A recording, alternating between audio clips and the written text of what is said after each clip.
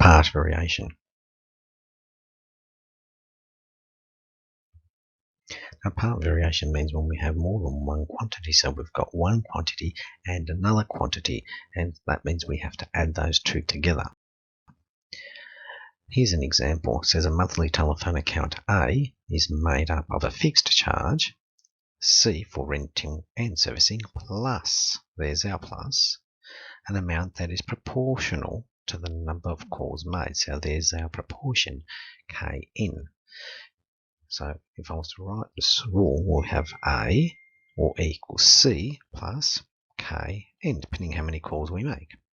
In January, 220 calls were made, and the account, there's our N, was 9820. There's our A. So if I was to use this one, I've got 9820 equals C plus 220 N.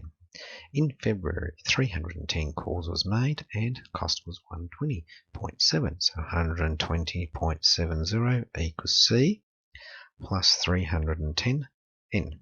It says find the fixed charge and the cost per call.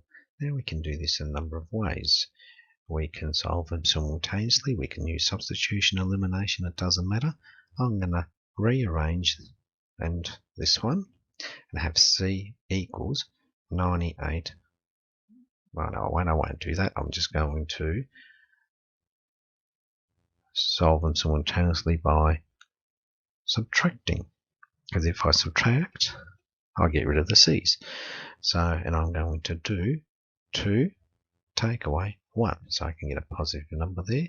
So 120.7 minus 98.2 actually equals 22.5. C's have gone. 310 minus 220 is 90. And not N, that should be K. 90K. And K will equal 22.5 divided by 90. So K will equal 0.25. So I found my K.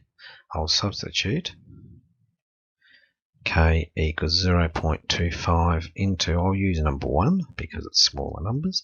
So I've got 98.2 equals C plus 220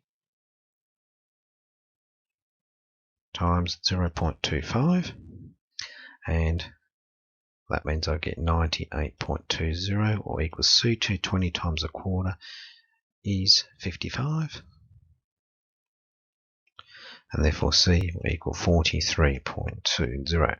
So therefore fixed charge, the C, equals $43.20, and the cost per call is 0.25 cents. Number 14 says the distance D travelled by a tram after its brakes are applied. Its stopping distance varies partly with the speed of the tram, speed S, and partly with the square of its speed. So I've got D is proportional to S and S squared.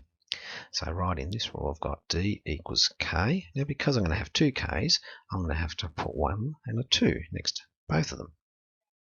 Then it says a tram travelling at 15 kilometres per hour can stop in 57 metres and 20 kilometres per hour in 96 metres. So if I use that, the distance for the first one was 57 metres.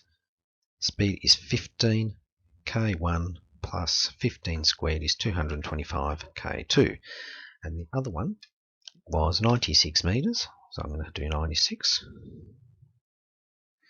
equals 20 kilometres per hour. So 20 K1 plus 20 squared is 400 K2. So again, I have two equations.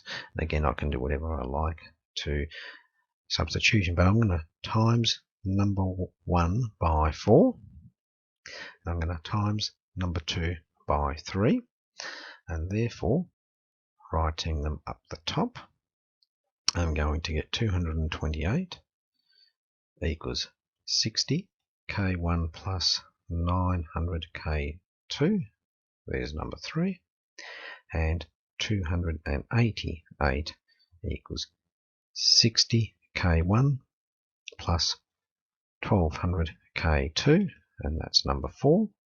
And I'm going to say 4 take away 3, so I get 60 equals 300 K2, and therefore K2 equals 1/5.